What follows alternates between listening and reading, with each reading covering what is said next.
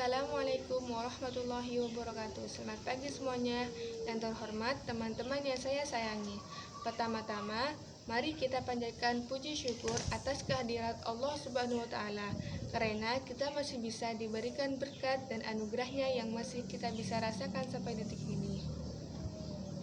Teman-teman yang saya sayangi, izinkan saya untuk menyampaikan pidato mengenai melestarikan kebudayaan Indonesia. Tanpa kita sadari, Indonesia memiliki kebudayaan yang sangat beragam dan menarik, seperti Indonesia memiliki 5 warisan budaya Indonesia yang mendunia. Salah satu kebudayaan Indonesia yang mendunia yaitu tari saman.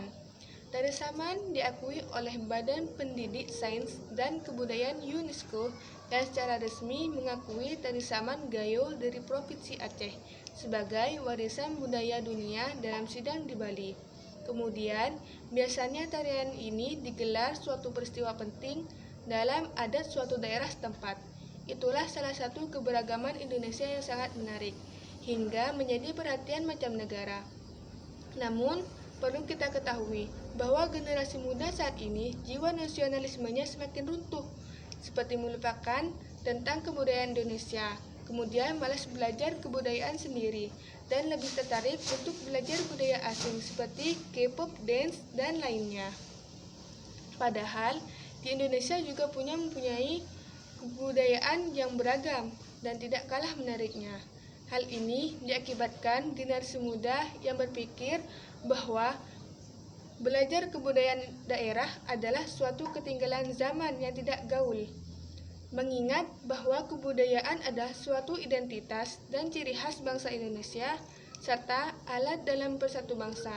Sehingga dengan hal itu, kita sebagai generasi muda penerus bangsa, kita harus tetap menumbuhkan jiwa nasionalisme dan rasa cinta terhadap kebudayaan Indonesia, agar kebudayaan Indonesia tidak luntur dan nantinya dapat diwariskan secara turun-temurun.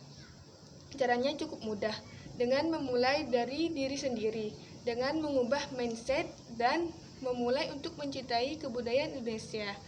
Cara menerapkan kebudayaan Indonesia yang pertama, menjaga dan merawat kebersihan lingkungan bersama. Mungkin hal itu terlihat seperti sepele, tapi sebenarnya hal tersebut sangat bermakna, walaupun terkadang masih sedikit susah-susah mudah untuk melakukannya. Cara yang kedua, yaitu kita dapat mulai terlebih dahulu untuk belajar bahasa daerah sendiri. Kemudian setelah itu kita bisa belajar bahasa daerah bersama, seperti mengajarkan bahasa daerah asal kita kepada orang lain dan belajar bahasa daerah orang lain. Sehingga dengan hal tersebut kita dapat lebih menjalin silaturahmi dengan baik. Cara ketiga yaitu kita dapat belajar tarian daerah ataupun alat musik daerah sanggar tradisional. Selain tidak dapat mengupload tarian atau alat musik daerah yang dimainkan, dan kemudian orang asing akan tertarik cara yang lain yaitu kita dapat membeli dan menggunakan produk asli Indonesia seperti menggunakan pakaian batik atau pakaian adat saat acara.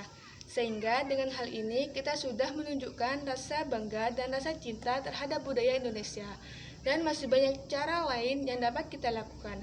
Untuk mencintai kebudayaan Indonesia tidak harus dari suatu hal yang besar. Mulailah perubahan dari hal yang kecil, yaitu dirimu sendiri. Mungkin dirimu dapat menjadi cermin bagi orang lain.